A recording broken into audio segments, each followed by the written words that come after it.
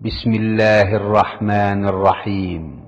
পরম করুণাময় ও অসীম দয়ালু আল্লাহর নামে শুরু।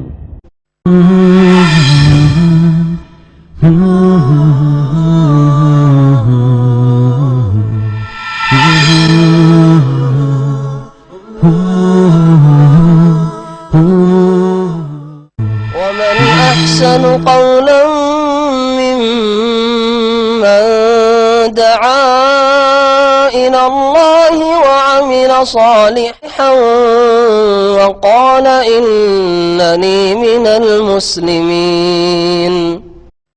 السلام عليكم ورحمة الله وبركاته.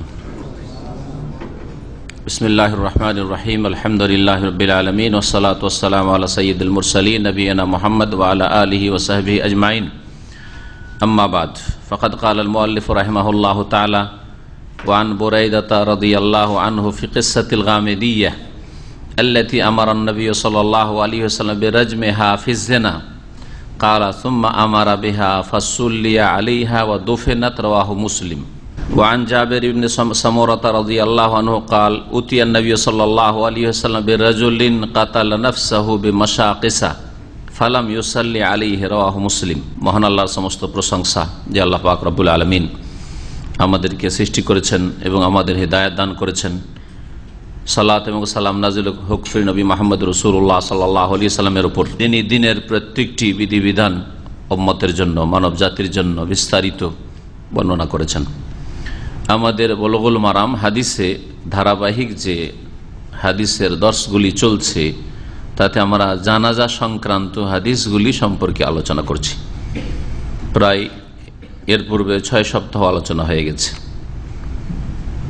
আজকে যে হাদিসগুলি রয়েছে তার প্রথম হাদিস, জানাজা এমন গুনাহগার পাপীদের উপর আদায় করার হুকুম যারা বিভিন্ন কাবিরা গুনাহে লিপ্ত ছিল, যেমন ব্যভিচারে অথবা আত্মহত্যায়, এইসব লোকের জানাজা সম্পর্কে। প্রথম হাদিস বুরাইদা রাদিয়াল্লাহু তাআলা আনহু থেকে বর্ণিত ফি কিসসাতিল গামেদিয়া। হাদিসটি বড় লম্বা আছে, যাতে গামেদ গোত্রের, গামেদ বংশের এক মহিলার দ্বারা জেনা ব্যভিচার হয়ে গেছিল। এই গামেদ একটি বংশ, যে বংশ নবী করিম সাল্লাল্লাহু আলাইহি সাল্লামের জামানায় আরব দেশের দক্ষিণাঞ্চলে বসবাস করত। বর্তমান যে এলাকাকে আল-বাহা বলা হয়, আমি আল-বাহা সফর করেছি এবং সে এলাকায় রাস্তার একদিকে জাহরান বংশবাস করে, যাদেরকে জাহরানি বলা হয়, ওই এলাকাতে প্রোগ্রাম ছিল। আর আরেকটা এলাকা বাম দিকে, যে এলাকায় যেসব কাবাইলগুলি, যেসব বংশগুলি বাস করে তাদেরকে গামেদ বলা হয়, আর ওখান থেকে গামেদি। এখন ওই সব বংশ তাদের গ্রাম অঞ্চলগুলি, পাহাড়ি অঞ্চল, গ্রাম অঞ্চল এখনো আছে। ওরা বিভিন্ন শহরে এখন ছড়িয়ে ছিটিয়ে, চাকরি বাকরি, বিভিন্ন কাজে, ব্যবসা বাণিজ্যে আজকাল দামামে বহু গামেদি আছে আর বহু জাহরানি আছে। কিন্তু আসল এলাকা তাদের, যেটাকে আমাদের দেশে বলে দেশের বাড়ি, বলে না? ঢাকায় বসবাস করে, রাজশাহীতে বসবাস করে, আপনার গ্রামের বাড়ি কোথায়, দেশের বাড়ি কোথায়? তো ওই গ্রামের বাড়ি। তো এদের ওই গ্রামের বাড়ি, পূর্বপুরুষদের অঞ্চল হচ্ছে আল-বাহা এরিয়া। এই এলাকাতে আবু হুরায়রা রাদিয়াল্লাহু তাআলা আনহুর বাড়ি ছিল। এই এলাকায় ওয়াইস কারনি, ইয়ামান, তখন ওই এলাকাগুলিকে ইয়ামান বলা হতো, যেগুলি মক্কাতুল মুকাররমার কাবার দক্ষিণ দিকে, ওগুলোকে ইয়ামান বলা হতো, বর্তমানে সৌদি আরবের মধ্যে। কিন্তু এই এলাকা হচ্ছে ওয়াইস কারনি রাহমাতুল্লাহি আলাইহি ওয়া রাদিয়াল্লাহু আনহুর এলাকা। এইরকমই সর্বশেষ সাহাবী ইন্তেকালের দিক থেকে সবশেষে ইন্তেকাল করেছেন যে সাহাবী, তার নাম কে বলতে পারেন? আবু তুফাইল দৌসি, দৌস গোত্র। এই যে দৌস গোত্র, এটা হচ্ছে আবু হুরায়রা গোত্র, দৌসি বংশের আবু হুরায়রা দৌসি ছিলেন। তো এই সব বংশ ওই এলাকাতেই রয়েছে। আল-বাহা থেকে একটু এগিয়ে প্রায় 40 কিলোমিটার বা তার কাছাকাছি হবে মান্দাক একটা শহর রয়েছে ছোট, ওখানে আবু হুরায়রা রাদিয়াল্লাহু তাআলা আনহুর বাড়ি, আবু তুফাইলের বাড়ি, ওদের গ্রামের বাড়ি বা পূর্বপুরুষদের বাড়িঘর ছিল, যেখান থেকে হিজরত করে আবু হুরায়রা রাদিয়াল্লাহু তাআলা আনহু খয়বরের বছরে মদিনায় পৌঁছেছিলেন এবং তখন থেকে শুরু করে 3-4 বছর রাত দিন রাসূলুল্লাহ সাল্লাল্লাহু আলাইহি সাল্লামের সাথে থাকতেন সবসময়, আর দিন শিখতেন। মাত্র 3-4টা বছরে সাহাবাই কেরামদের মধ্যে এত বেশি তিনি শিখতে পেরেছিলেন যে সবচেয়ে বেশি হাদিস বর্ণনাকারী হচ্ছেন আবু হুরায়রা রাদিয়াল্লাহু তাআলা আনহু। যাই হোক, কথা লম্বা হয়ে যাচ্ছে। এই গামেদ গোত্রকে নিয়ে, এই গোত্রের আসল এলাকা হচ্ছে সৌদি আরবের দক্ষিণ এলাকা, আলবাহা এলাকা। জি, ভাষ্যকার তাই বলেছেন, ওয়াহিয়া কাবিলাতুন তুকিমু ফি জুনুবাইল মামলাকাল আরাবিয়া সৌদিয়া, এমন একটি গোত্র যা সৌদি আরবের দক্ষিণাঞ্চলে বসবাস করত। আসেমাত কোরাহা, তাদের গ্রাম অঞ্চলের রাজধানী বা মূল শহর হচ্ছে, বড় শহর হচ্ছে আলবাহা। এই গামেদ গোত্রের এক মহিলার দ্বারা ব্যভিচার, এই কুকাজ হয়ে যায় এবং আল্লাহর ভয় তার উপর এত বেশি প্রভাব ফেলে যে নিজেই এসে স্বীকার করে রাসূলুল্লাহ সাল্লাল্লাহু আলাইহি ওয়াসাল্লামের কাছে। যখন মাইজ বিন মালিক রাদিয়াল্লাহু তাআলা আনহু পুরুষ সাহাবায়ে কেরামদের মধ্যে তার দ্বারা জেনা ব্যভিচার হয়েছিল, সাহাবায়ে কেরামের জামানায় এরকম 1-2-3টি ঘটনা হাদিসে আমার জানা মতে 3টি ঘটনা ছাড়া চতুর্থ ঘটনা জানা নেই। এক জুহাইনা মহিলার ঘটনা, আর এই গামেদি মহিলার ঘটনা, আর মাইজ বিন মালিক এই পুরুষের আসলাম গোত্রের এই 3টি ব্যভিচারের ঘটনা পাওয়া যায়। তাহলে একটা এত বড় সমাজে মাত্র যদি 2-3টি ঘটনা এরকম হয় ব্যভিচারে, তাহলে বুঝতে হবে যে এই সমাজ কত গুনাহমুক্ত। আর আজকে ব্যভিচার ব্যাপক আকার ধারণ করেছে, শুধু গোপনে না, ব্যাপক আকার ধারণ করেছে। অশ্লীলতা আর নোংরামি আর বেহায়াপনা, যে আল্লাহ হেফাজত করে মুসলমানদের আর মুসলিম মেয়েদের। তো বলছেন বুরায়দা রাদিয়াল্লাহু তাআলা, এই গামিদি মহিলার ঘটনায়, যে মহিলা এমনকি পেটে গর্ভধারণও করেছিল ব্যভিচারে, নবী করিম সাল্লাল্লাহু আলাইহি সাল্লাম তাকে রজম, সংসার করা নির্দেশ দিয়েছিলেন ফি জিনা, ব্যভিচারের ঘটনায়। তো এই যে রজম করা হয়েছিল, তার পেটে যখন বাচ্চা ছিল, মহিলা এসে নিজে বলছে, ইয়া রাসূলুল্লাহ, আমাকে পাক করে নেন। নবী করিম সাল্লাল্লাহু আলাইহি সাল্লাম বলেন যে তোমার পেটে বাচ্চা আছে, যাও, ফিরে যাও, হাত্তা তাদাই হামলাক, যতক্ষণ পর্যন্ত তোমার এই ছেলে ভূমিষ্ঠ না হচ্ছে। ছেলে ভূমিষ্ঠ হইল, ভূমিষ্ঠ হওয়ার পরে ছেলেকে কোলে করে নিয়ে চলেছে, ইয়া রাসূলুল্লাহ, এখন আমাকে পাক করে নেন। রাসূলুল্লাহ সাল্লাল্লাহু আলাইহি ওয়াসাল্লাম বলেন, যাও, এই বাচ্চার 2 বছর দুধ পান করার অধিকার রয়েছে, হক রয়েছে মায়ের ওপর, সুতরাং যাও, হাত্তা তাফতেমি, যতক্ষণ পর্যন্ত এই বাচ্চা দুধ না ছেড়ে দিচ্ছে, 2 বছর না হচ্ছে, ততক্ষণ পর্যন্ত তুমি এগিয়ে দুধ পান করাও। দুধ পান করিয়ে এত তাড়াহুড়া তার লেগে গেছে যে কখন আল্লাহ আমাকে এই গুনাহ থেকে পাক করবেন, কারণ আল্লাহর নির্ধারিত হদ দণ্ডবিধান যদি কায়েম করা হয় তো গুনার কাফারা হয়ে যাবে। দুনিয়ার সাজা শাস্তি হলো, কিন্তু আখিরাতের সাজা শাস্তি থেকে তো বেঁচে যাব। কিন্তু এই অবস্থায়, যদি গুনার অবস্থায় বিনা দণ্ডবিধান কায়েম আমার উপর হওয়ায় যদি আমি মারা যাই, তাহলে আল্লাহর কাছে পাকড়াও হয়ে যাবে, জাহান্নামে যেতে হবে। এই ভয় এত তাকে ধরেছে যে বাচ্চার হাতে একটা টুকরো রুটি দিয়ে, এখনো 2 বছর পুরা হয়নি, কিন্তু একটা রুটি ধরিয়ে দিয়ে আর মুখে বাচ্চাটা চুষছে আর বলছে, ইয়া রাসূলুল্লাহ, আমার এই ছেলে এখন খাওয়া দাওয়া শুরু করে দিয়েছে, খাদ্য খাওয়া শুরু করে দিয়েছে, এখন দুধ ছেড়ে দেওয়ার মতো। নবী করিম সাল্লাল্লাহু আলাইহি ওয়াসাল্লাম ঘোষণা করলেন যে এই ছেলের দেখাশোনার দায়িত্ব কে নিচ্ছে? কোন এক সাহাবী দায়িত্ব নেন। নবী করিম সাল্লাল্লাহু আলাইহি ওয়াসাল্লাম তখন সেই মহিলাকে আল্লাহর দণ্ডবিধান, আর যদি শাসকের কাছে, খলিফাতুল মুসলিমিন, ইমামুল মুসলিমের কাছে যদি ঘটনা পৌঁছে যায়, তাহলে ইমামুল মুসলিমিন, শাসকের জন্য, খলিফার জন্য দণ্ডবিধানের বাস্তবায়ন করা ফরজ, না হলে আল্লাহর কাছে জবাব দিতে হবে। যতক্ষণ পর্যন্ত শাসকের কাছে ঘটনা পৌঁছেনি, যদি ভিতরে ভিতরে লুকায়িত থেকে যায় আর আল্লাহ রাব্বুল আলামিনের কাছে গুনাহ খাতার জন্য তওবা করে, তো আল্লাহর ইচ্ছা, আল্লাহ ইন্নাল্লাহা ইয়াগফিরু যুনুবা জামিআ, আল্লাহ সব গুনাহ মাফ করতে পারেন ইচ্ছা করলে। মওতের আগে কেউ যদি তওবা করে আর যদি শিরকের অবস্থায় মরে যায়, তাহলে আল্লাহ কখন মাফ করবেন না। শিরক ছাড়া অন্যান্য গুনাহ নিয়ে যদি মরে যায় আর তওবা সেই রকমের তওবা হয়নি, তাহলে আল্লাহ রাব্বুল আলামিন চাইলে আযাব দেবেন, শাস্তি দেবেন তার, আর না হলে আল্লাহ তার রহমতে ক্ষমা করবেন। যেমন উবাদা ইবনে সামিত রাদিয়াল্লাহু তাআলা আনহু, সহিহ বুখারী হাদিস রয়েছে যে কেউ যদি বিনা তওবাতে অন্যান্য গুনাহ করে মারা যায়, ফাহুয়া ইলাল্লাহ, তাহলে আল্লাহর ইচ্ছে, ইনশা আযাবাহু, আল্লাহ চাইলে তাকে আযাব শাস্তি দেবেন, ওয়া ইনশা গাফারা লাহু, আর আল্লাহ পাকের মর্জি হলে তাকে মাফ করবেন। তো নবী করিম সাল্লাল্লাহু আলাইহি ওয়াসাল্লামের কাছে যেহেতু ঘটনা পৌঁছে গেছে, তাহলে এখন তো আর ছাড় দেওয়া যাচ্ছে না। তারপরে যদি ছেড়ে দেওয়া হয় তাহলে এটা অপরাধ হয়ে যাবে, শাসকের চরম অপরাধ হয়ে যাবে। যার ফলে রাসূলুল্লাহ সাল্লাল্লাহু আলাইহি ওয়াসাল্লাম কি করলেন, কাল বললেন বর্ণনাকারী বলছেন সুম্মা আমারা বিহা, নবী সাল্লাল্লাহু আলাইহি ওয়াসাল্লাম নির্দেশ দিলেন ওই মহিলা সম্পর্কে রজম করা, রজম করে দেওয়া হইল। আর তারপরে নির্দেশ দিলেন যে এর জানাজা পড়া হোক। ফাসুল্লি আলাইহা, তার ওপর সালাত আদায় করা হইল, জানাজা পড়া হইল। অদুফেনাত, এবং দফনও করা হইল, মুসলিমদের কবরস্থানে দফন করা হইল, আর মুসলিমরা জানাজাও পড়লেন। রাহ মুসলিম, হাদিস সহিহ মুসলিমের। আর একটি হাদিসে মর্মে কাবিরা গুনাহকারীদের জানাজা সম্পর্কে দেখি। জাবির ইবনে সামরা রাদিয়াল্লাহু তাআলা আনহু থেকে বর্ণিত, তিনি বলছেন উতিয়া নবী সাল্লাল্লাহু আলাইহি ওয়াসাল্লাম বিরাজুলিন, নবী করিম সাল্লাল্লাহু আলাইহি ওয়াসাল্লামের কাছে এমন একটি লোককে নিয়ে আসা হইল, কাতালা নাফসাহু বিমাশাকিসা, যেই ব্যক্তি নিজেকে হত্যা করেছিল, মানে আত্মহত্যা করেছিল। কাতালা নাফসাহু, নিজেকে হত্যা করেছিল মানে আত্মহত্যা করেছিল। আত্মহত্যা করেছিল মাশাক, মিশকাসের বহু বচন। মিশকাস বলা হয় যে কোনো অস্ত্রের, বর্ষা, বল্লম আমাদের দেশে বলে, এগুলি অস্ত্র আছে না নেই, এগুলির অগ্রভাগে যে লোহা লাগানো থাকে ধারালো, ওটাকে বলা হয় মিশকাস। এমন কি বলছেন যে তীরের অগ্রভাগে যে ধারালো লোহা থাকে সেটাকে বলা হয়। এমনকি ছুরির অগ্রভাগকে বলা হয়, তরবারির অগ্রভাগকে বলা হয়, কারণ ওটা বেশি ধারালো থাকে। অগ্রভাগটা বেশি ধারালো থাকে। তো সে কি করেছিল, নিজের পেটে নিজের অস্ত্র রেখে এভাবে চাপ দিয়েছিল, আর চাপ দিয়ে আত্মহত্যা করে। নবী করিম সাল্লাল্লাহু আলাইহি ওয়াসাল্লাম এর কাছে যখন নিয়ে আসা হলো এই লোককে, ফালাম ইউসাল্লি আলাইহি, তার ওপর তিনি সালাত আদায় করলেন না, জানাজা পড়লেন না। আত্মহত্যাকারী জানাজা রাসূলুল্লাহ সাল্লাল্লাহু আলাইহি ওয়াসাল্লাম পড়েননি, কিন্তু এই হাদিসে এই কথা নেই যে অন্যান্য সাহাবীরা পড়লেন কি পড়লেন না।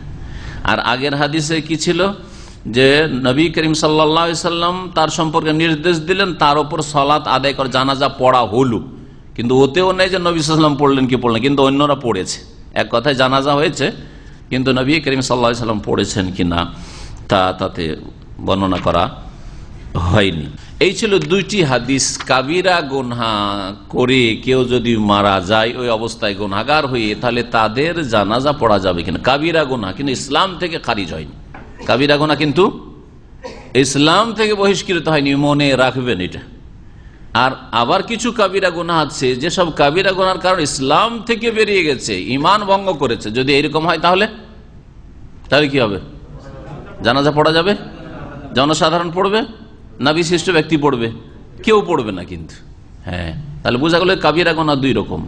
কিছু কাবিরা গুনাহ যেগুলি হচ্ছে ইসলাম থেকে বহিষ্কারকারী কাবিরা গুনাহ, যেমন শিরক, আল্লাহর সাথে বড় শিরক, আল্লাহ ছাড়া অন্যকে সেজদা করত, কবর মাজারে সেজদা করত, অথবা নাস্তিকতার ঘোষণা করেছে নাস্তিক, অথবা বেনামাজি, সহি মতে বেনামাজি নামাজ পড়ে না, নামাজ যদি অস্বীকার করে বা রোজা অস্বীকার করে, যে কোনো আল্লাহর ফরজ ওয়াজিব অস্বীকার করে, তাহলে তো সবার কাছেই সে ইসলাম থেকে বহিষ্কৃত কাফের।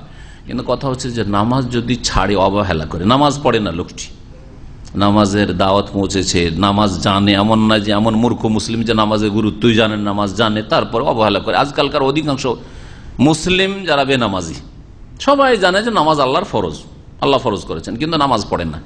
বেনামাজি, তাদের এই বেনামাজি হওয়ার মাধ্যমে ইসলামের মধ্যে থাকলো না ইসলাম থেকে বেরিয়ে গেল? দুটি মত রয়েছে। একদল ওলামারা বলছেন সে বড় ফাসেক, ছোট কাফের, মানে ইসলাম থেকে বেরিয়ে যায়নি। আর একদল ওলামা বলছেন যে না, সে বড় ফাসেক, কাফের, বড় কাফের, ইসলাম থেকে বহিষ্কৃত। আর এই মতটি হচ্ছে সহি, কারণ এর পিছনে কোরআন এবং হাদিসের দলিল রয়েছে। তারপর রাসূলুল্লাহ সাল্লাল্লাহু আলাইহি ওয়াসাল্লামের পরে সাহাবায়ে কেরামদের ইজমা, ঐক্যমত রয়েছে যে তারা নামাজ পরিত্যাগকারীকে কাফের গণ্য করতেন, এতে কোনো দ্বিমত ছিল না। এই আমল ছেড়ে দিলে, নামাজ পড়ার আমল ছেড়ে দিলে কাফের মনে করতেন। কানু লা ইয়ারাউনা শাইআম মিনাল আমালি তারকুহু কুফরুন গায়রাস সালাহ। তাহলে যারা এই মতে বিশ্বাসী যে বেনামাজি বড় কাফের, যে বিশ্বাসী তাকে ওর প্রতি আমল করতে হবে, তার জন্য বেনামাজি জানাজা পড়া জায়েজ নাই। কিন্তু কেউ যদি মনে করে যে আমি ওই ভিন্ন মত, অন্য মতে বিশ্বাসী, যাতে বেনামাজিকে ফাসেক বলা হয়েছে, গুনাহগার বলা হয়েছে, সে মুরতাদ হয়নি, ইসলাম থেকে বহিষ্কৃত হয়নি, এই মতে বিশ্বাসী হয়, তাহলে তাদের জন্য জায়েজ হতে পারে। তারপরে সেটা সাধারণ লোকদের জন্য জায়েজ। সমাজের বিশিষ্ট ব্যক্তি, ওলামায়ে কেরাম, নেক লোকেরা, পরেজগার লোকেরা জানাজা পড়বে না, শিক্ষা দেওয়ার জন্য, শাসনমূলক, যাতে অন্যান্য বেনামাজিরা বুঝে যে এলাকার আলেম ওলামা নামাজ পড়লেন না, পরেশগার লোকেরা নামাজ পড়লেন না, আল্লাহ ভীরু লোকেরা নামাজ পড়লেন না, যাদের দোয়া কবুল হওয়ার আশা করা যায় তারা নামাজ পড়লেন না জানাজার। আগামীতে যেসব বেনামাজি সমাজে রয়েছে অথবা অন্যান্য গুনাহগার রয়েছে তারা যেন সতর্ক। এইরকমই জানাজা পড়েননি রাসূলুল্লাহ সাল্লাল্লাহু আলাইহি ওয়াসাল্লাম এমন ব্যক্তির যার ওপর ঋণের বোঝা ছিল, ঋণ ছিল। যে কোনো ঘটনায় নবী করিম সাল্লাল্লাহু আলাইহি ওয়াসাল্লাম কেউ মারা গেলে জিজ্ঞেস করতেন আলাইহি দাইনুন, ওর ওপর ঋণের বোঝা আছে নাকি? যদি বলা হয়তো যে নাম আলাইহি দাইন, হ্যাঁ ওর ওপর ঋণের বোঝা আছে, তখন নবী করিম সাল্লাল্লাহু আলাইহি ওয়াসাল্লাম বলতেন প্রসিদ্ধ হাদিস, সাল্লু আলা সাহিবিকুম, তোমাদের সঙ্গীর জানাজা তোমরা পড়ে নাও। মানে সাধারণ লোকেরা, তখনকার যুগে নবী সাল্লাল্লাহু আলাইহি ওয়াসাল্লামের তুলনায় সাহাবায়ে কেরামরা সাধারণ লোক, বোঝা গেছে? আমাদের তুলনায় সবচেয়ে বিশিষ্ট লোক রাসূলুল্লাহ সাল্লাল্লাহু আলাইহি ওয়াসাল্লামের পরে, ঠিক কিনা? এখনকার যুগে আপনার বিশিষ্ট লোক এলাকার সবচেয়ে পরেশগার, সবচেয়ে বড় আলেম, সবচেয়ে ভালো নেক লোক, হালাল খায় হারাম খায় না ইত্যাদি, এইসব লোকেরা। তো কথা হচ্ছে যে নবী করিম সাল্লাল্লাহু আলাইহি সাল্লাম ঋণগ্রস্ত ব্যক্তির জানাজা পড়েন নাই, আর বলেছেন তোমরা জানাজা পড়ে নাও। তাহলে এই মর্মে এই তিনটি হাদিস জানলাম। এখন এই সম্পর্কে উলামায়ে কেরামদের মতামত এবং সঠিক মাসলা। জানাজার নামাজ আদায় করার হুকুম হচ্ছে ফরজে আইন না ফরজে কিফায়া? না, ফরজে কিফায়া। ফরজে কিফায়া মানে ইজমাইত, যদি কিছু লোকেরা এলাকার জানাজার নামাজ পড়ে তাহলে সবাই অব্যাহতি পেয়ে যাবে, সবাই ক্ষমা পেয়ে যাবে আল্লাহর কাছে। আর কেউ যদি জানা মুসলিম, হ্যাঁ মৃত, আর জানাজা পড়ার লোক নেই, কোনো মুসলিম জানাজার নামাজ পড়ে না, তাহলে সকলেই গুনাহগার হবে। যারা গুনাহগার লোক কিন্তু ইসলামের গণ্ডিতে আছে, কাবিরা গুনাহ করেছে কিন্তু ইসলামের মধ্যেই আছে, ইসলাম থেকে বহিষ্কৃত হয়নি, এসব লোকেরা কি মুমিনদের নেক দোয়ার অধিক মুখাপেক্ষী নয়? একজন ভালো মানুষ, নেক মানুষ, ওর জন্য অন্য লোক দোয়া না করলে হয়তো চলতে পারে, ঠিক কিনা? কিন্তু একজন লোক গুনাহগার, মুসলিম সমাজের গুনাহগার, ওর বেশি দোয়ার প্রয়োজন নাকি?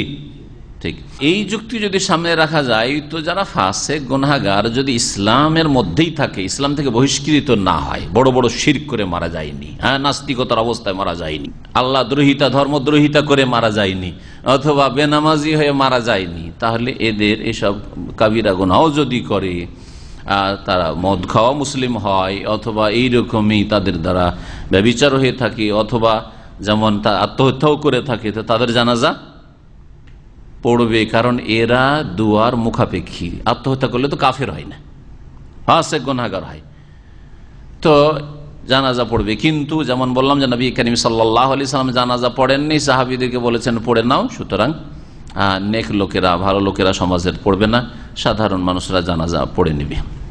এই মর্মে উলামাদের কিছু দ্বিমত আছে, তা উল্লেখ করব যাতে করে বিষয়টি আরো স্পষ্ট হয়। আর এই ক্ষেত্রে বলছেন কালা শেখুল ইসলাম ইবনে তাইমিয়া রাহমাতুল্লাহ বলছেন, মান কানা মুযহিরান লিল ইসলাম, কেউ যদি ইসলাম প্রকাশ করে, মানে তার ইসলাম বাহ্যিক সে মুসলিম, ফাইন্নাহু ইউজরা আলাইহি আহকামুল ইসলাম, তাহলে তার উপর বাহ্যিক ইসলামের যে বিধিবিধান রয়েছে তার বাস্তবায়ন হবে। বাহ্যিক সে মুসলিম, ভিতরের খবর আমরা জানি না, আল্লাহ ছাড়া কেউ জানে না, তো বাহ্যিক ইসলাম প্রকাশ করে মানে সে 5 ওয়াক্ত নামাজ পড়ে, ওর ভিতরে মুনাফিকি আছে না কি আছে ওসব দেখার বিষয় আমাদের না, ওটা আল্লাহ দেখবেন ভিতরের কথা। ভিতরে নাস্তিকতা লুকানো আছে না কি আছে, আমাদের মসজিদে নামাজ পড়তে আসছে মুসলিম, জি। ভিতরে শিরকে আকবার, বড় শিরক আছে নাকি কখনো দেখতে পানি, সে মাজারে যায়, দুর্গায় যায়, দরগায় যায়, কখনো দেখিনি, আসল হচ্ছে যে মুসলিম। আর সে কখনো বলেও নি যে ওলিয়া উলিয়া এরা দিতে পারে, এর রোগ ভালো করতে পারে, এরা বালা মুসিবত দূর করতে পারে, সব কথা প্রকাশও করেনি, তাহলে আসল হচ্ছে যে সে মুসলিম। সুতরাং যখন বাহ্যিক মুসলিম, তখন মুসলিম মাইয়াতকে গোসল দিতে হবে, ওয়াসসালাতু আলাইহি, জানাজা পড়তে হবে, ওয়া দাফনু ফি মাকাবিরিল মুসলিমিন, মুসলিমদের কবরস্থানে দাফন করতে হবে। কিন্তু যখন স্পষ্ট হয়ে যাবে যে না ইসলামের ভিতরে ছিল না, তখন এগুলি না গোসল দেবেন, আর না জানাজা পড়বেন, না মুসলিমদের কবরস্থানে দাফন করবেন, কোথাও দূরে, কোথাও মাঠে ঘাটে আলাদা দাফন করতে হবে, অথবা কাফের অমুসলিমদের যেখানে দাফনের জায়গা সেখানে দাফন করতে হবে। বলছেন শাইখুল ইসলাম ইবনে তাইমিয়া, আম্মা মান উলামা মিনহু নিফাক ওয়া জান্দাকাহ, পক্ষান্তরে যার মুনাফিকি, আকীদা বিশ্বাসের মুনাফিকি কপটতা জানা গেছে, অজান্দাকা তার বিধর্মিতা নাস্তিকতা জানা গেছে, আল্লাহ দ্রোহিতা জানা গেছে, তার কুফরিয়া শিরকি আকীদা জানা গেছে, কুফরিয়া শিরকি আকীদা ধর্মের নামে, যেমন হুলুল ওয়াহদাতুল উজুদ, সব আকীদা স্পষ্ট বলে গেছে, এরকম যদি হয়, ফাইন্নাহু লা ইয়াজুজু লিমান উলিমা যালিকা মিনহু আস-সালাতু আলাইহি, যদি কারো সম্পর্কে জানা যায় যে বড় বড় কুফরি করে আর বেদিন হয়ে মারা গেছে বা বড় শিরকে মারা গেছে, তাহলে তাদের জানাজা পড়া জায়েজ নয়। ওয়াইন কানা মুজহির আলিল ইসলাম, যদিও ইসলাম প্রকাশ করে, বাহ্যিক নামাজে ইসলাম আছে কিন্তু নামাজও পড়ে আর কবর মাজারে সেজদাও করে, নামাজও পড়ে আবার নাস্তিকতার কথাও বলে, নামাজও পড়ে আর ওই কুফরিয়া শিরকি আকীদা, বিভিন্ন কুফরিয়া শিরকি আকীদার কথা প্রকাশ করে, তাহলে জানাজা পড়া যাবে না। বলছেন মাযাহিবুল আইম্মাল আরবা আন্নাহু ইউসাল্লা আলাল ফাসিক, চার ইমাম আবু হানিফা রহমতুল্লাহ আলাইহি, ইমাম শাফি রহমতুল্লাহ, ইমাম মালিক রহমতুল্লাহ, ইমাম আহমদ রহমতুল্লাহ আলাইহিম আজমাইন, তারা সকলে বলছে আন্না ইউসাল্লা আলাল ফাসিক, কোন মুসলিম যদি গুনাহগার হয়, ইসলামের মধ্যে তাকে ফাসিক হয়, তাহলে জানাজা পড়া যাবে। ওয়াইন্নামা তারাকান নবী সাল্লাল্লাহু আলাইহি ওয়াসাল্লাম আলাল গালি ওয়া কাতিল নাফসিহি জাজরান লিন-নাস, নবী করিম সাল্লাল্লাহু আলাইহি সাল্লাম আরো কিছু হাদিস আছে যেগুলো দ্বারা জানা যায় নবী করিম সাল্লাল্লাহু আলাইহি সাল্লাম কিছু কিছু গুনাহগারদের ক্ষেত্রে জানাজা পড়েননি। যেমন গনিমতের ধন সম্পদ থেকে একটা চাদর চুরি করেছিল শামলা, খাইবারের যুদ্ধে রাসূলুল্লাহ সাল্লাল্লাহু আলাইহি সাল্লামের সাথে গিয়েছে সাহাবায়ে কেরাম জিহাদে, আর যাওয়ার পরে একটা চাদর খুব সুন্দর লেগেছে দেখতে, সেই চাদরটি চুরি করে নিয়ে গেছে, কিন্তু পরে সেই ব্যক্তি মারা গেছে, নবী করিম সাল্লাল্লাহু আলাইহি ওয়াসাল্লাম তার জানাজা পড়েন নাই। ওয়া কাতিল নাফসি, এরকম আত্মহত্যাকারী জানাজা পড়েননি। কি জন্য? জাজরালিন নাস, মানুষকে সতর্ক সাবধান করার জন্য, অন্য রাখে যে এইরকম যদি আমিও চুরি করি, এরকম গনিমতের ধন সম্পদ, সরকারি ধন, গনিমতের ধন সম্পদ মানে বাইতুল মালের ধন সম্পদ, সরকারি ধন সম্পদ, যাতে সবার হক জড়িত, একজনের হক না। আপনার বাড়ি থেকে আমার বাড়িতে চুরি করলে একজনের হক নষ্ট করলে, কিন্তু যে বাইতুল মাল থেকে, সরকারি দফতর থেকে যদি চুরি করে তো প্রত্যেকটা নাগরিকের চুরি করলে। এই বিষয়টা অনেকে বুঝে না। দেশের ধন সম্পদে আত্মসাৎ করে নেতৃত্বে গিয়ে, আপনার কেউ হয়তো মেম্বার হয়ে, কেউ চেয়ারম্যান হয়ে, কেউ মন্ত্রী হয়ে যে চুরি করে, এদের বোঝা উচিত যে একজন লোকের হক নষ্ট করল না। দেশে যদি 16 লক্ষ মানুষ থাকে, তো 16 লক্ষ মানুষ কিয়ামতের দিনে আল্লাহর কাছে দাবি পেশ করবে যে এই হক আমাদের প্রাপ্য দেওয়া হোক। সেই দিন কত নেকি থাকবে তাদের, যে নেকি দিয়ে পরিশোধ করবে। সুতরাং সাবধান হওয়া উচিত, আল্লাহকে ভয় করা উচিত, যদি আল্লাহ পরকাল এদের বিশ্বাস থাকে। নবী করিম সাল্লাল্লাহু আলাইহি সাল্লাম এইরকম গুনাহগারদের জানাজা পড়েননি মানুষকে সতর্ক সাবধান করার জন্য। ওয়াসাল্লা আলাইহিম সাহাবা, কিন্তু সাহাবায়ে কেরামরা জানাজা পড়েছেন। ইমাম আহমদ রহমতুল্লাহ আলাইহি বলছেন মান ইস্তাকবালা কিবলাতানা, কেউ যদি আমাদের কিবলায় বিশ্বাসী হয়, নামাজ পড়ে কাবার দিকে, অন্যদিকে না, ওয়াসাল্লা সালাতান, আর 5 ওয়াক্ত নামাজ পড়ে, আমাদের এই নামাজ পড়ে 17 রাকাত, নসাল্লি আলাইহি, তাহলে তার জানাজা আমরা পড়ব। ওয়ানাদফানহু, তাকে দাফনও করব। আর তিনি একটা হাদিস পেশ করেছেন, যদিও হাদিসটা যঈফ। ফাকাদ কাল, নবী সাল্লাল্লাহু আলাইহি ওয়াসাল্লাম বলেছেন সাল্লু আলা মান ক্বালা লা ইলাহা ইল্লাল্লাহ, তোমরা জানাজা পড়ো ওই সমস্ত ব্যক্তির যারা লা ইলাহা ইল্লাল্লাহ বলেছে, লা ইলাহা ইল্লাল্লাহ বলে এবং সেটাকে ভঙ্গ করেনি। যে বড় শিরক করলো সে লা ইলাহা ভঙ্গ করলো, যেই ব্যক্তি মুরতাদ হয়ে গেল, এমন অপরাধ করলো যার কারণে ইসলাম থেকে বেরিয়ে গেল, সেই ব্যক্তি লা ইলাহা ইল্লাল্লাহকে না করে দিল। এই জন্য আপনি কথা বলবেন না যে একজন নাস্তিক না বা হজের বিরুদ্ধে বলছে, আবার লা ইলাহা ইল্লাল্লাহ বলছে, তখন মুসলিম মনে করে নেবেন? না না, মুসলিম না, ও তো লা ইলাহা ইল্লাল্লাহকে নষ্ট করে দিল। এইরকমই যে কোনো লোক নিতে পারে, এইরকমই বেনামাজির ক্ষেত্রে যেটা সহিমত। তো নবী করিম সাল্লাল্লাহু আলাইহি ওয়াসাল্লাম এই হাদিস সাল্লু আলা মান ক্বালা লা ইলাহা ইল্লাল্লাহ, যারা বলে লা ইলাহা ইল্লাল্লাহ তাদের জানাজার নামাজ পড়ো।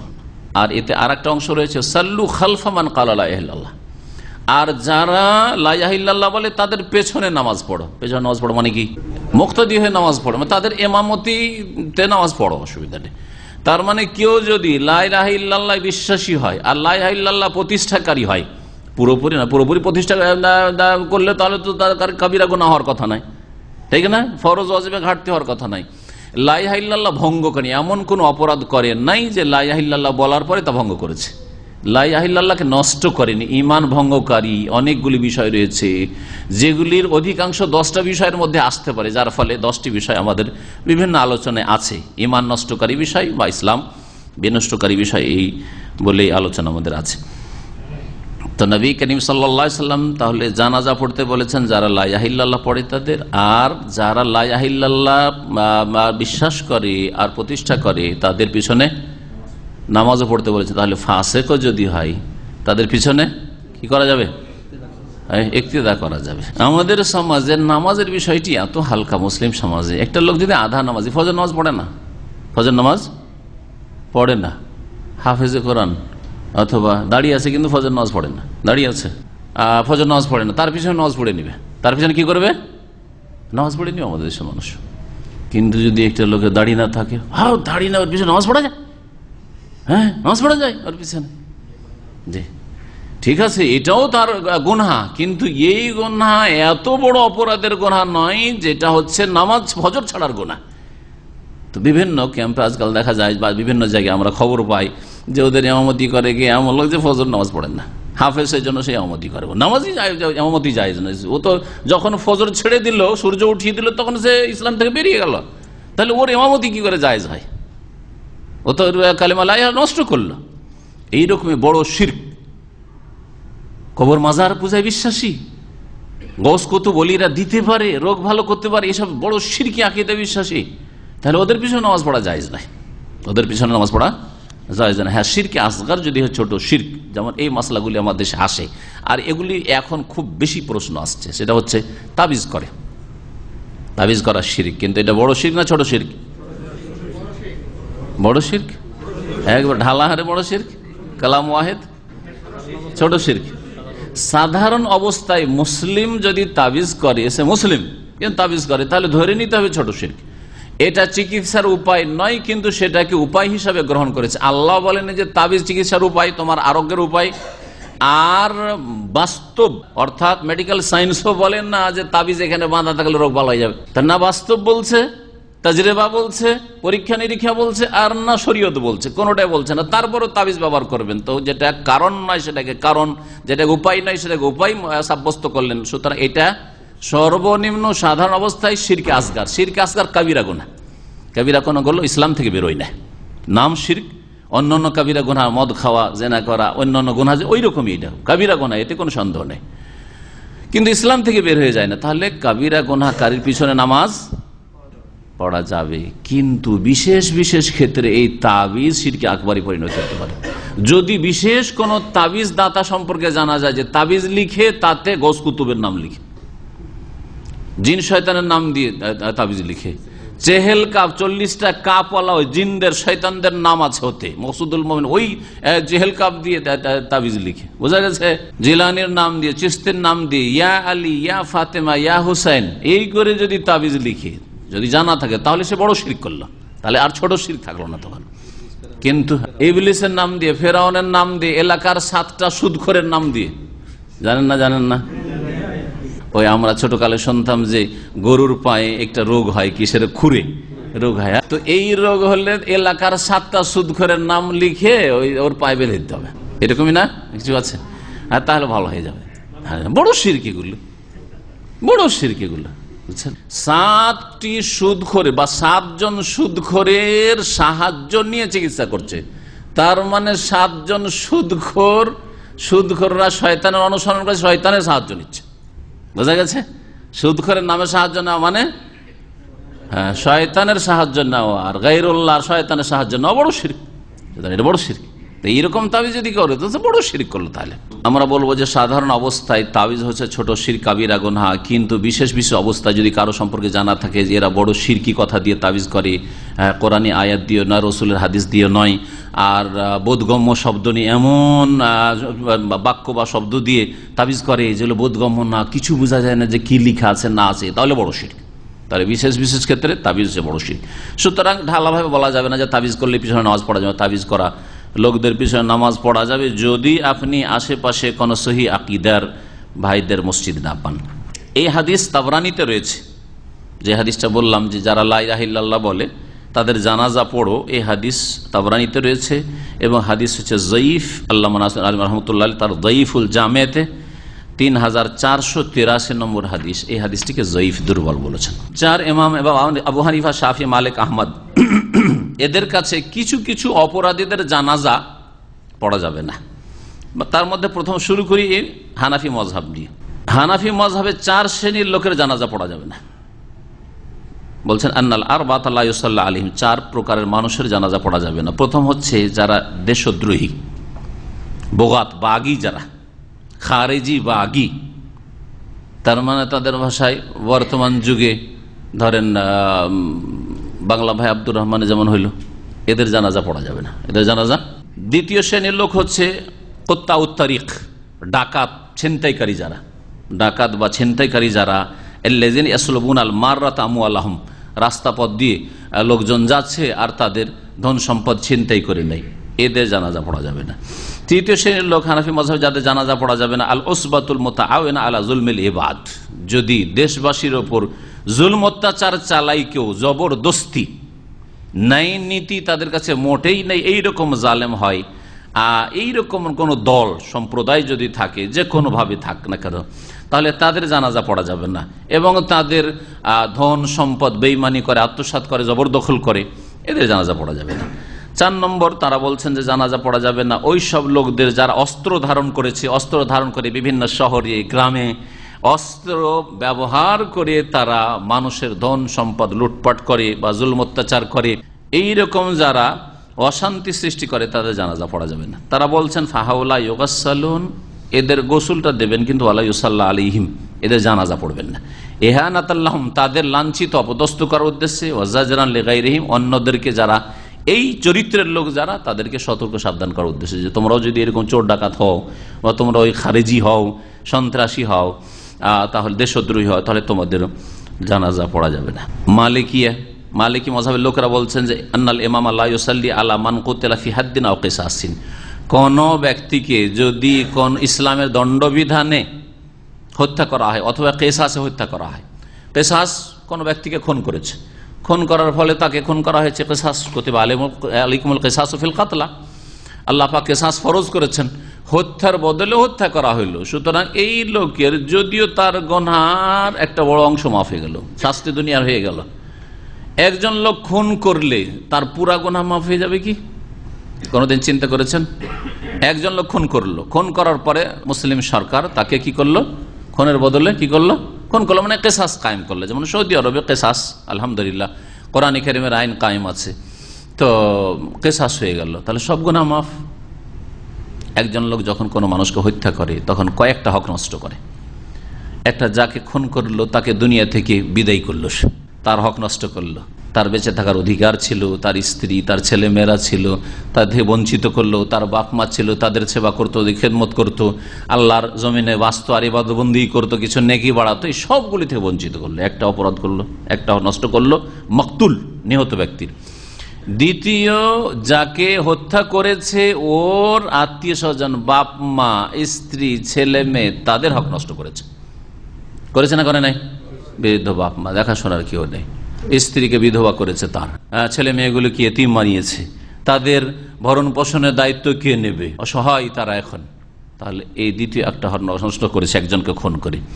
তৃতীয় হক আল্লাহ পাক রব্বুল আলামিন নষ্ট করেছে, আল্লাহ পাক রব্বুল আলামিন হারাম করেছেন। 2 নম্বরে খুন করা, শিরক সবচেয়ে বড় হারাম, সবচেয়ে বড় অপরাধ, তারপরে আল্লাহ রব্বুল আলামিন অন্যায়ভাবে হত্যা করা বলেছেন। ওয়াল্লাযীনা লা ইয়াদউনা মা আল্লাহি ইলাহান আখার ওয়া লা ইয়াকতুলুনা আন-নাফসা আল্লাতী হারামাল্লাহু ইল্লা বিল হক ওয়া লা ইয়াজনুন।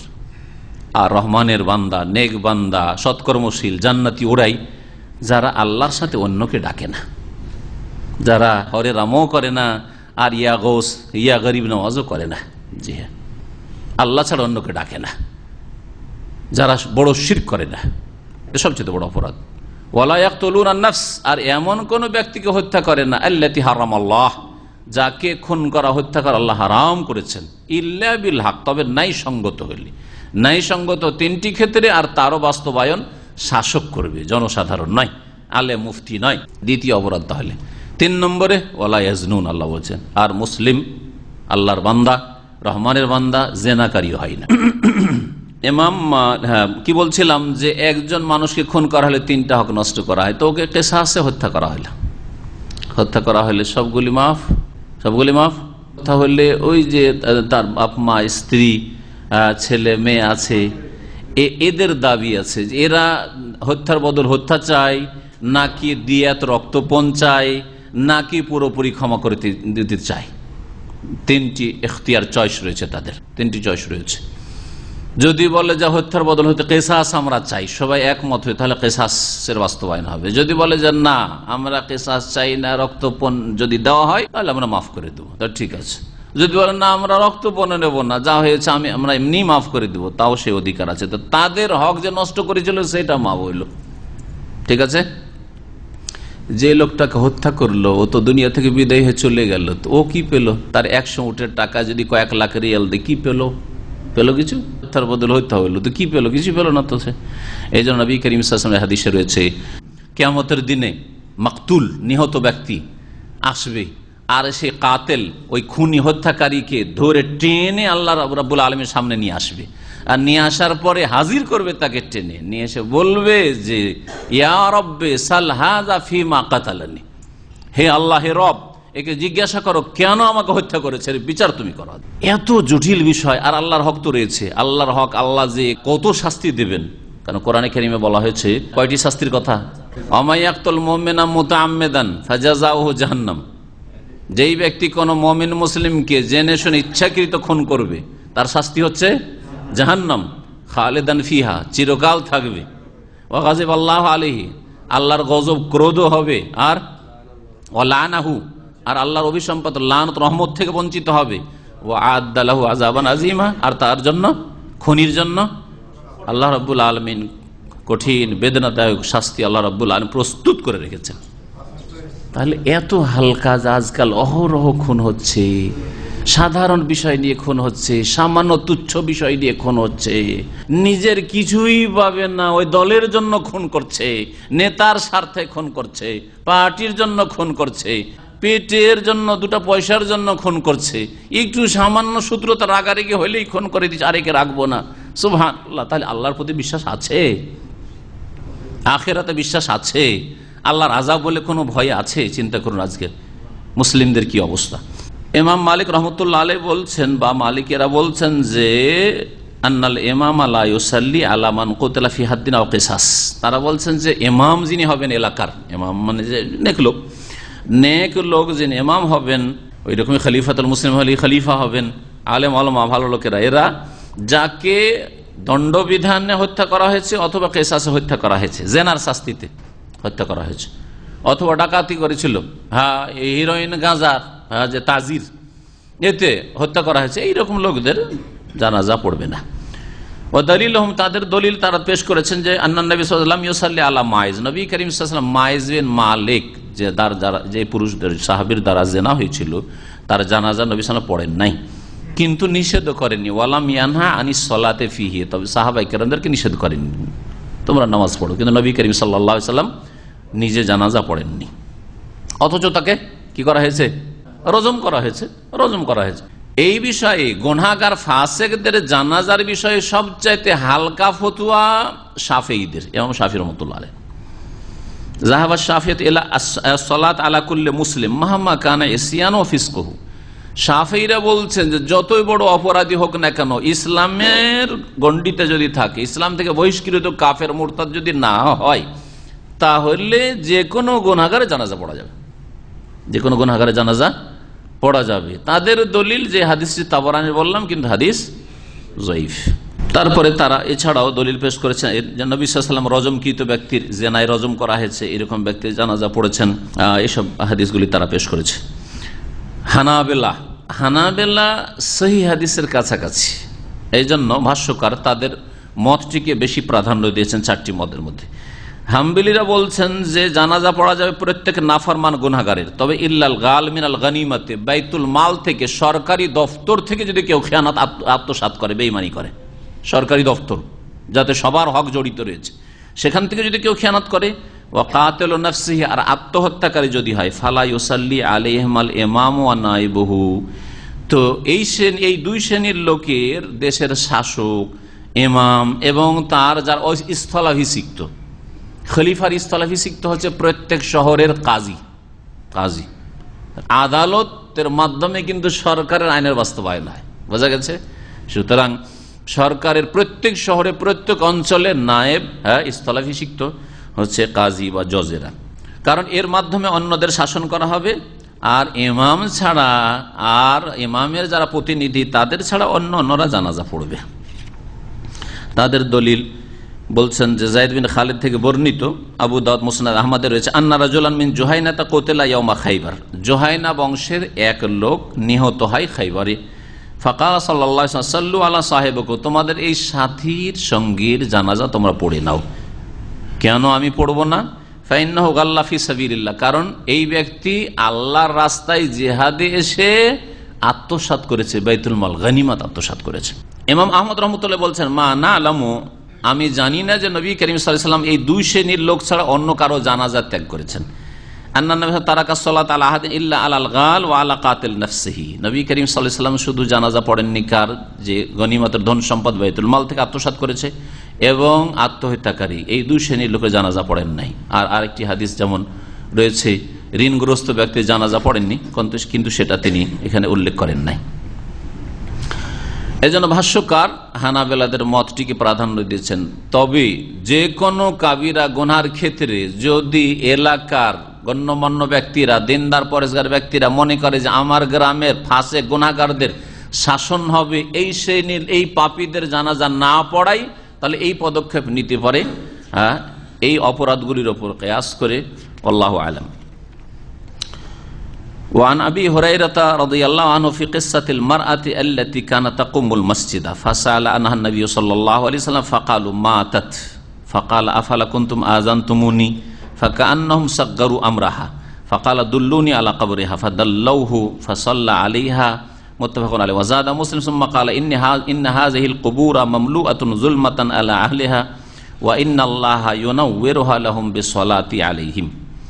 আবু হুরায়রা রাদিয়াল্লাহু তাআলা আনহু থেকে বর্ণিত হাদিস হচ্ছে, মৃত ব্যক্তিকে দাফন করার পর কবরে দাফন করে দেওয়া হয়েছে, তারপরে কবর সামনে করে জানাজা পড়া যাবে কি না, এই হচ্ছে মাসলা। এই মাসলা সম্পর্কে হাদিস।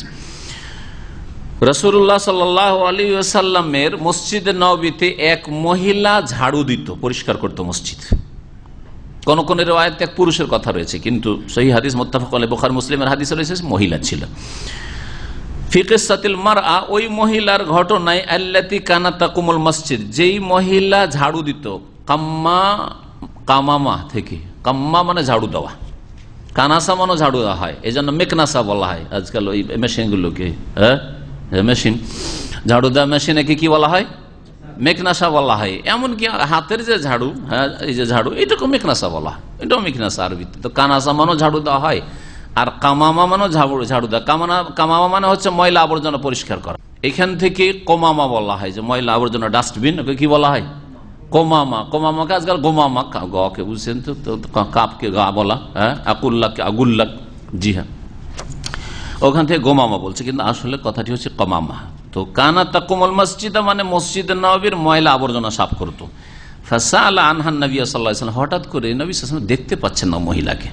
সকালবেলা গিয়েছেন, দিনে মহিলা সাফ করে, সকালে সকাল মসজিদে নববী সাফ করে, পরিষ্কার করে। সকালে দেখছেন যে মহিলা নেই, কি ব্যাপার জিজ্ঞেস করলেন। ফাকালু, লোকেরা বলল, মা তাত, সেই মহিলা তো মারা গেছে। অন্য রিওয়ায়াতে রয়েছে মা তাতিল বারেহা, গত রাতে মারা গেছে। ফাকালা, তখন নবী সাল্লাল্লাহু আলাইহি ওয়াসাল্লাম বললেন, আফালা কুনতুম আযানতুমুনি, আমাকে তোমরা জ্ঞাত করনি কেন, আমাকে জানাওনি কেন যে মারা গেছে, আমি জানাজা পড়তাম। সুবহানাল্লাহ, রাসূলুল্লাহ সাল্লাল্লাহু আলাইহি ওয়াসাল্লাম এটা ঝাড়ুদার, হ্যাঁ, এটা ক্লিনারের খোঁজ খবর নিচ্ছেন, চিন্তা করেন, অথচ সাইয়্যিদুল মুরসালিন তিনি। তো এই সম্পর্কটা আমাদের হওয়া উচিত, ইসলামিক সম্পর্ক। ফাকান্নাহুম সাগগারু আমরাহা, কেন সাহাবায়ে কেরামরা জানাননি? যেন তারা এই মহিলা, যেহেতু একেবারে সাধারণ মহিলা, ঝাড়ুদার মহিলা, এর বিষয়টিকে তুচ্ছ মনে করেছিল, ছোট মনে করেছিল, সামান্য বিষয়। একজন মহিলা, সাধারণ মহিলা মারা গেছে, আর ওর সম্পর্কে রাতের অন্ধকারে নবী সাল্লাল্লাহু আলাইহি ওয়াসাল্লামকে জানাবো যে ইয়া রাসূলুল্লাহ, অমুক মহিলা মারা গেছে, জানাজা যাবেন কি? জানাবার প্রয়োজন কি, আমরাই দাফন করে দিই। দাফন করে দিয়েছেন। ফাকালা, নবী করিম সাল্লাল্লাহু আলাইহি ওয়াসাল্লাম বলেন, দুল্লুনি আলা কবরিহা, ওই মহিলার কবরটি আমাকে জানিয়ে দাও, কবরটি জানিয়ে দাও। ফাদাল্লাহু, দাল্লুহু না দাল্লুহু, তো তারা কি করলো? জানিয়ে দিল। বাদাল্লুহু, দালাল মাদ্দা, দাল্লুহু, তারা জানিয়ে দিল। ফাসাল্লা আলাইহা, তারপরে নবী করিম সাল্লাল্লাহু আলাইহি ওয়াসাল্লাম সেই কবরকে সামনে করে জানাজার নামাজ আদায় করলেন। মুত্তাফাকুন আলাইহি, বুখারী মুসলিমের হাদিস। বুখারী মুসলিমের হাদিস। এই হাদিসের আসল বিষয় তো জানছেন। আসল বিষয় কি? কোন মানুষ মারা গেছে, দাফন করা হয়ে গেছে, তারপরও জানাজার নামাজ পড়া যাবে কবর সামনে করে, না যাবে না? যাবে, হাদিস দ্বারা জানলাম। এই হাদিসে কি জানতে পারলাম না যে রাসূলুল্লাহ সাল্লাল্লাহু আলাইহি ওয়াসাল্লাম আলেমুল গায়ব ছিলেন না?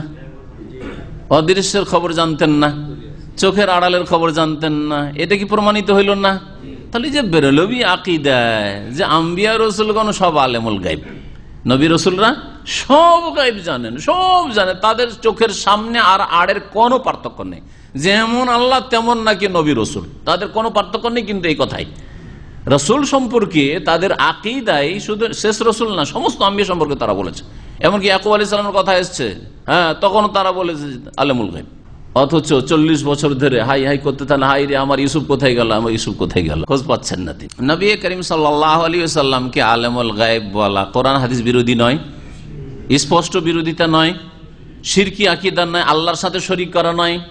চিন্তা করুন তো দেখি, যদি মুজিজার কিছু ঘটনা কখনো কখনো আল্লাহ পাক নবী সাল্লাল্লাহু আলাইহি ওয়াসাল্লামকে জানিয়ে দিলেন, কখনো কখনোর ঘটনা দিয়ে যদি এই কথা বলা হয় যে নবী সাল্লাল্লাহু আলাইহি ওয়াসাল্লামের হাতে আল্লাহ গায়েবের চাবি দিয়ে দিয়েছিলেন, যখন ইচ্ছা চাবি দিয়ে খুলে ফেললেন, অদৃশ্য জগৎকে আর জেনে ফেললেন, এই ক্ষমতা ছিল, আল্লাহর সাথে শরীক করা হয়ে গেল, আল্লাহর সাথে শরীক করা হয়ে গেল। আর এই মর্মে অসংখ্য কোরআন হাদিসে দলিল রয়েছে। দুঃখের বিষয় যে বেরেলভিরা আম্বিয়া রাসূলগণকে আলেমুল গায়েব বলে, আর ওদের পাশাপাশি যারা আমাদের দেশে বাস করে, হ্যাঁ, কওমি মাদ্রাসাওয়ালারা, ওরা নবী রসুলকে আলেমুল গায়েব বলেন না, কিন্তু তাদের বুজরুগানি দিনের এত বড় বড় কেরামতের ছড়াছড়ি আছে যে তারা বুজরুগানি দিনকে আলেমুল গায়েব আর হাজির নাজির সাব্যস্ত করে দিচ্ছে, যার ফলে বেরেলভিদের একটা বেটার চান্স বলার সুযোগ এসছে। ওরা তাদের কিতাবে লিখেছে যারে আমরা রসুলকে বলি আলেমুল গায়েব, তখন আমাদেরকে মুশরিক বলো, আর তোমরা তোমাদের বুজরুগানি দিনকে আর হক্কানি পীরকে যে আলেমুল গায়েব বলছে, যে গায়েব জানিয়ে নিল। কি করেই জানতে পারলো তোমাদের পীর সাহেব যে জাহাজ জিদ্দা যেতে যেতে সমুদ্রে ডুবছে, হ্যাঁ, লোহিত সাগরে বা ভারত সাগরে ডুবছে, তখন জানতে কি করে পারলো ভারত থেকে?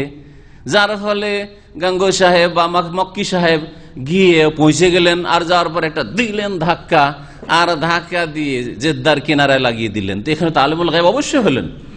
এই এতরাজটা বেরলভী তাদের উপরে করেছে। দেওবন্দি ভাই, যার জবাব তাদেরকে দিতে হয়, আমরা দেবো না, কারণ তাদের আপোষের দ্বন্দ্ব। হ্যাঁ, এরাও হানাফি, এরাও হানাফি, কিন্তু ঠিক কিনা না ভুল বলছি?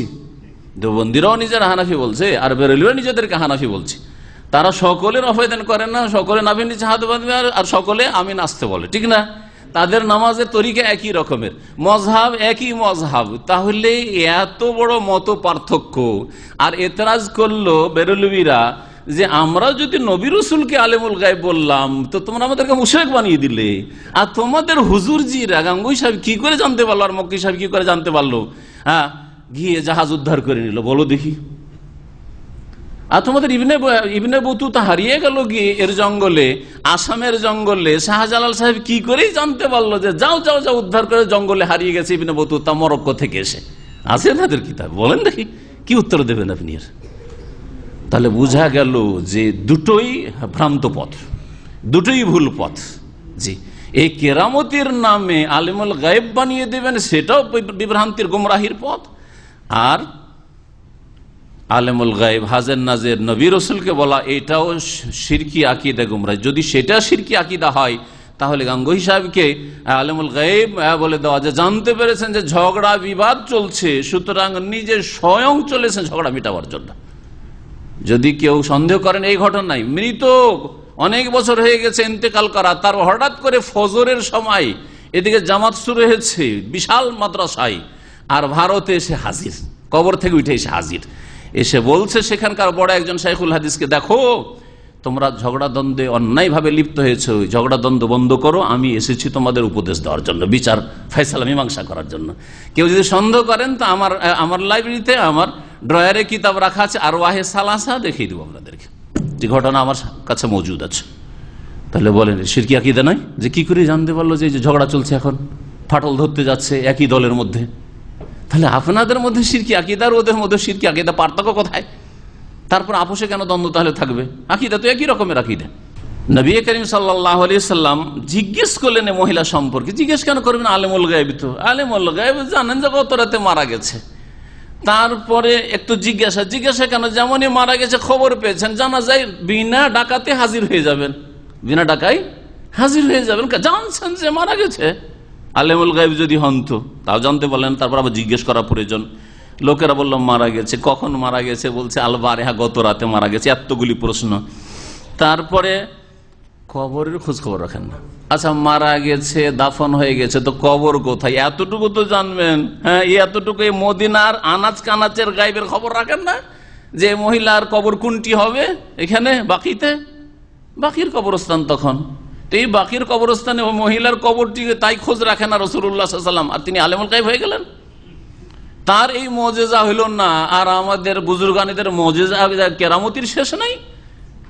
কেরামতির নামে আলেমুল গায়ব হওয়া, আর সব জায়গায় হাজির হয়ে যাওয়া, ইন্তেকালের পরে উঠে চলে আসা, এসব কোথায়? এসব ইসলাম নয়।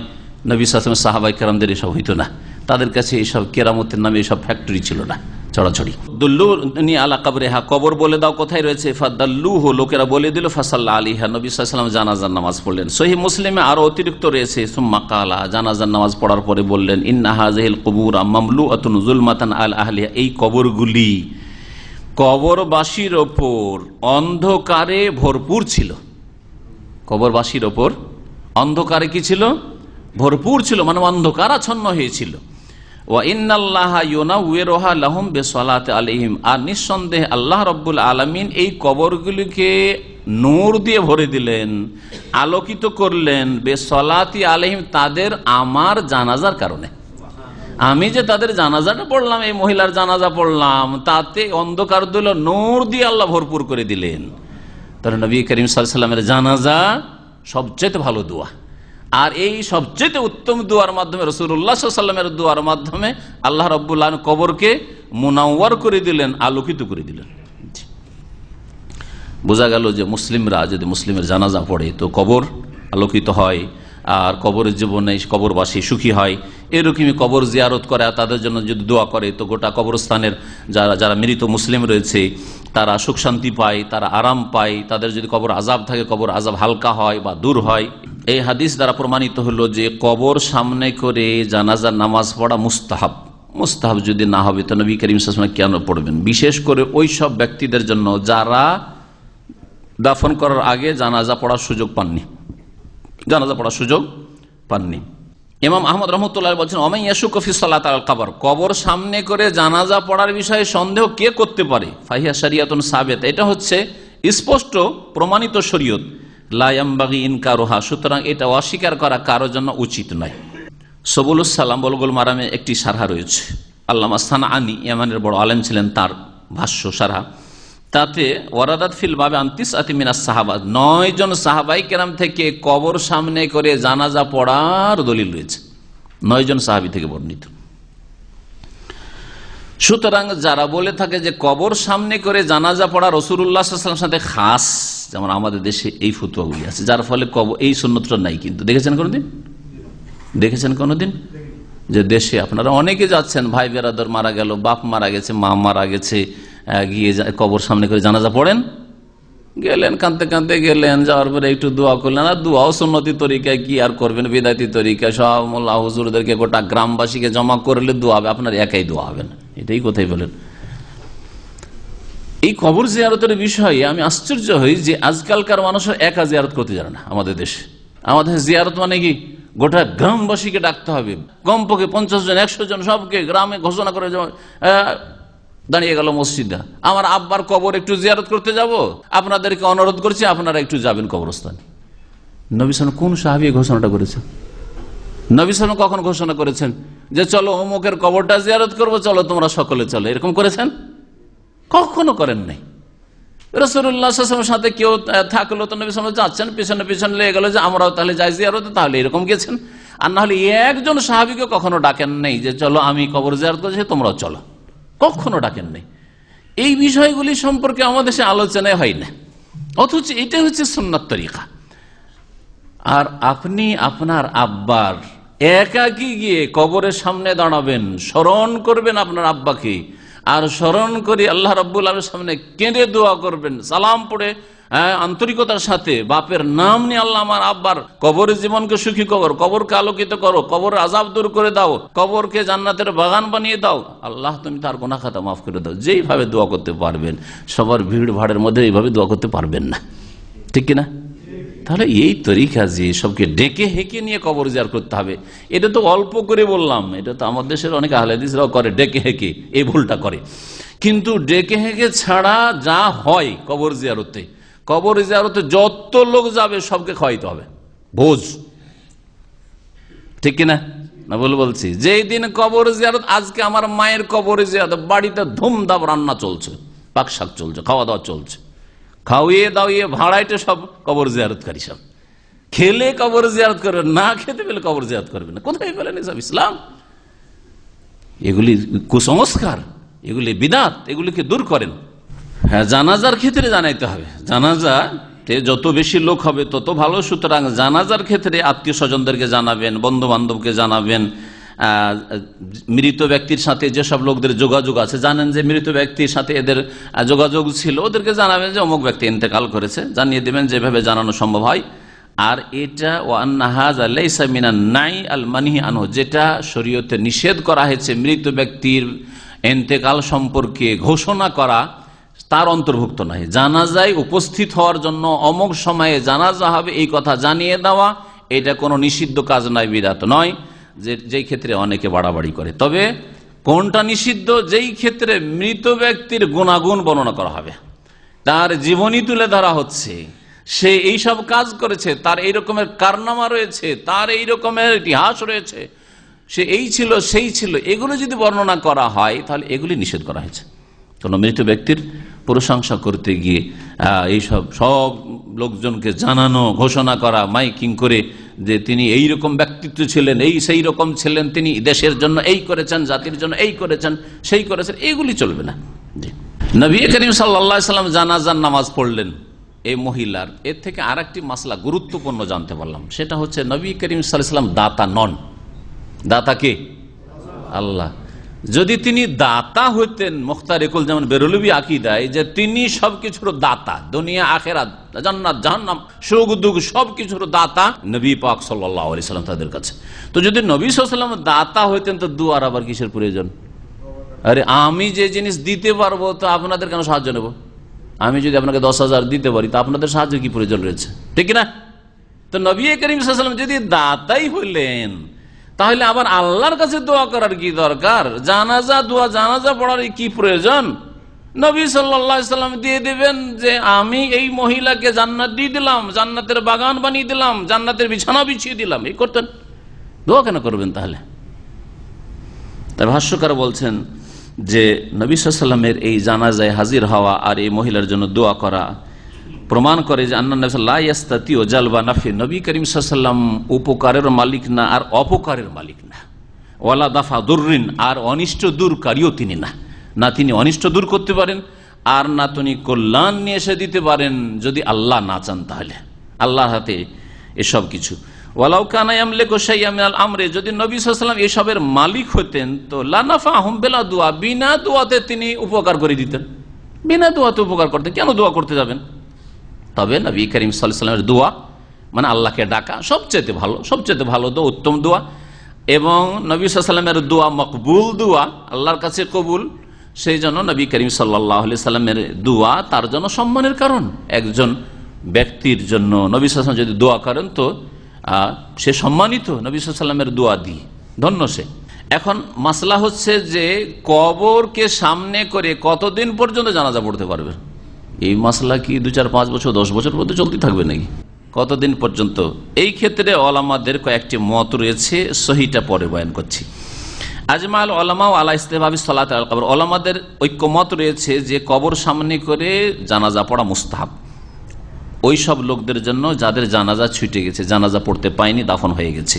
ওয়াখতালাফু ফিল মুদ্দাতিল্লাতী তাজুজু ফিহা সালাত, আর এই সময়সীমা সম্পর্কে তাদের দ্বিমত রয়েছে যে কতদিন এই জানাজা পড়া যাবে কবরকে সামনে করে। ফাযাহাব আল হানাফিয়া ওয়াল মালিকিয়া, দেখেন হানাফি মযহাবে আছে তারপর আমল নেই, দুঃখের বিষয় না? তা হানাফি মযহাবে তাহলে কবর সামনে করে জানাজা পড়ার বৈধতা আছে, না হলে ফকিরা ওলামারা লিখতেন না, ভাষ্যকাররা লিখতেন না, বুঝেন না? তাহলে আমাদের সমাজে অনেক হানাফি ফতোয়ার উপর আমল নেই, দেশি ফতোয়ার উপর আমল আছে। নাম হচ্ছে মযহাবের, ভেঙে খাওয়া হচ্ছে মযহাবের নাম, কিন্তু মযহাবের উপর আমল হয় না। হানাফি মতে আর মালিকি মতে কতদিন চলবে? জাওয়াজু সলাতে মালাম ইয়াতাগাইয়ারিল মাইয়িতু ওয়া ইয়াতাফাসসাখু, যতদিন পর্যন্ত মৃত ব্যক্তি পচে সড়ে যায়নি আর ফুটে যায়, কি বলে, ফুলে যায়নি এবং দুর্গন্ধ ছড়িয়ে যায়নি, এখন পরীক্ষা করবেন কেমন করে? বলছেন যে এটা ছেড়ে দিতে হবে অভিজ্ঞ লোকদের ওপর, যারা এই ক্ষেত্রে অভিজ্ঞতা রাখে, তাদের অভিজ্ঞতা থেকে সাহায্য নিতে হবে। আর এটা অবস্থা এবং সময়কাল আর স্থানের ভিত্তিতে পার্থক্য হবে। শীতকালে তাড়াতাড়ি দুর্গন্ধ ছড়াবে না বা পচবে না, সরবে না, গ্রীষ্মকালে তাড়াতাড়ি, গরমে তাড়াতাড়ি হবে ইত্যাদি। বা এছাড়া মাটি হিসাবে কোনো মাটিতে হয়তো তাড়াতাড়ি পচে সরে যাবে আর কোনো মাটিতে তাড়াতাড়ি পচে সরে যাবে না ইত্যাদি।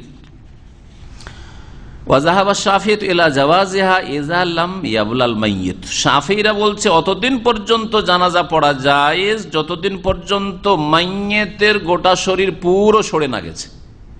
তাহলে হানাফি মতে, মালিকি মতে আর শাফি মতে পার্থক্য। হানাফি মালিকি মতে হচ্ছে যে মাইয়েতের পরিবর্তন, বিকৃতি ঘটা আর ফুলে যাওয়া, ফেটে যাওয়া, দুর্গন্ধ ছড়িয়ে যাওয়া, দুর্গন্ধ ছড়িয়ে গেলে আর পড়া যাবে না, তাহলে কয়েকদিন তাহলে হয়তো তাদের কাছে। শাফিঈদের কাছে যতদিন সরে যায়নি, সরতে অনেক সময় লাগবে হয়তো, যতক্ষণ পোকাতে না খেয়েছে শরীর আর সরে না গেছে ততদিন পর্যন্ত জানাজা পড়া যাবে। ওয়াজাহাবাল হানাবেলা তো আর হাম্বেলিরা বলছে যে 1 মাস পর্যন্ত শুধু পড়া যাবে। তাকদিরুল মুদ্দাতি বিশাহরিন ওয়াহিদ, 1 মাস দাফনের পরে জানাজা পড়া যাবে। ওয়াতাহারুমুস সালাতু বাদাহু, তারপরে কবর সামনে করে জানাজা পড়া জায়েজ নাই। ইমাম আহমদ রহমতুল্লাহ বলছেন আকসারা মা সামিআতু হাযা, এটাই সবচেয়ে বেশি আমি শুনেছি ওস্তাদদের কাছ থেকে, ওলামাদের কাছ থেকে, সালাফদের কাছ থেকে এটাই শুনেছি যে 1 মাসের বেশি সময় পার হয়ে যাওয়ার পরে কবর সামনে করে জানাজা পড়া জায়েজ নাই। ইমাম ইবনুল কাইয়িম রাহমাতুল্লাহ আলাইহি জাদুল মাদে বলেছেন সাল্লাল্লাহু নবী সাল্লাল্লাহু আলাইহি ওয়াসাল্লাম আলাল কবরি বাদা লাইলা, নবী করিম সাল্লাল্লাহু আলাইহি ওয়াসাল্লাম কয়েকবার পড়েছেন। একবার একটা কবরকে সামনে করে 1 রাত পরে নামাজ পড়েছেন, যেমন এই যে ঝাড়ুদার মহিলা রাতে দাফন করা হয়েছে, সকালে পড়েছেন 1 রাত পরে। ওমাররাতান বাদা সালাস, আর এক কবরকে সামনে করে জানাজা পড়েছেন 3 দিন পরে। ওমাররাতান বাদা শাহর, একবার জানাজা পড়েছেন 1 মাস পরে। 1 মাস পরে জানতে পেরেছেন, হয়তো সফরে ছিলেন, তারপরে জানতে পেরেছেন, তখন 1 মাস পরে তিনি জানাজা পড়েছেন। ওয়ালাম ইউআক্কিদ ফি যালিকা ওয়াক্তান, তবে নবী করিম সাল্লাল্লাহু আলাইহি সাল্লাম কোনো সময় সীমা নির্ধারণ করেন নাই। সর্বশেষ যেটা তার আমল ছিল যে 1 মাস পর্যন্ত তিনি একটা ঘটনায় 1 মাসের দাফন হয়েছে তখন জানাজা পড়েছেন। ওরা যে আন্নাহু ইউহাদ্দাদ বিমা ইযা কানাল মাইয়িত মাত, মৃত ব্যক্তি যদি মারা যায়, ও আনতা আহলুন লিসসালাতি, আর সেই সময় নামাজ পড়ার যোগ্যতা ছিল আপনার, মুখাতাবান বিসসালাতে, নামাজ পড়ার সম্বোধন আপনাকে ছিল, মানে সাবালক ব্যক্তি, আর আপনি ওখানে মজুদ ছিলেন, তাহলে আপনি নামাজ পড়েন। ওয়াম্মা ইযা মাত ওয়া আনতা লাস্তা মিন আহলিহি, হ্যাঁ সেই সময় আপনি নামাজ পড়ার যোগ্যতা রাখতেন বলছেন, আর নামাজ পড়ার সম্বোধন আপনাকে ছিল, কিন্তু নামাজ পড়ার জন্য ওখানে হাজির ছিলেন না। নামাজ পড়ার যোগ্যতা মানে সাবালক ব্যক্তি, নামাজ পড়ার জন্য সম্বোধন মানে নামাজ, এই জানাজার নামাজ তার জন্য শরীয়ত সম্মত। নামাজ পড়ার জন্য সম্বোধন মহিলাদের নেই, পুরুষদের আছে। সুতরাং মহিলা যদি বলে আমি কবর সামনে করে জানাজা পড়বো, চলবে? চলবে না, ওকে জানাজার সম্বোধন করা হয়নি। তবে মহিলাদের জানাজা কখন চলবে? একমাত্র যদি মসজিদে জানাজা হয় আর পেছনে অলরেডি ফরজ নামাজ পড়ার জন্য মহিলারা এসেছিল, আর সেই সময় জানাজা হাজির, তখন মহিলারা পুরুষদের তাবে হয়ে, জামাতের তাবে হয়ে জানাজা পড়তে পারে। কিন্তু শুধু শুধু মহিলারা জানাজার নামাজ পড়বে, এটা শরীয়তে বৈধ নাই। আম্মা ইযা মাত ওয়া আনতা লাস্তা মিন আহলিস সালাত, যখন ওই ব্যক্তি মারা গেছে তখন আপনি নামাজের যোগ্যতা রাখতেন না, নাবালক ছিল, সাবালক হইল পরে, ছেলে নাবালক ছিল, আর 1 মাস পরে সাবালক হচ্ছে, হইতে পারে সাবালক, এর মধ্যে 1 মাসের মধ্যে স্বপ্নদোষ হয়ে গেলি সাবালক হইল, পাগল ছিল, ঠিক পাগল ছিল, এটা হইতে পারে। সুতরাং বলছেন যে এই ক্ষেত্রে সবচাইতে বেশি যে পরিমাণটা রয়েছে সেটা 1 মাস, এর উপরে আমল করা উচিত, এর বেশি নয়। আল্লাহু আলাম।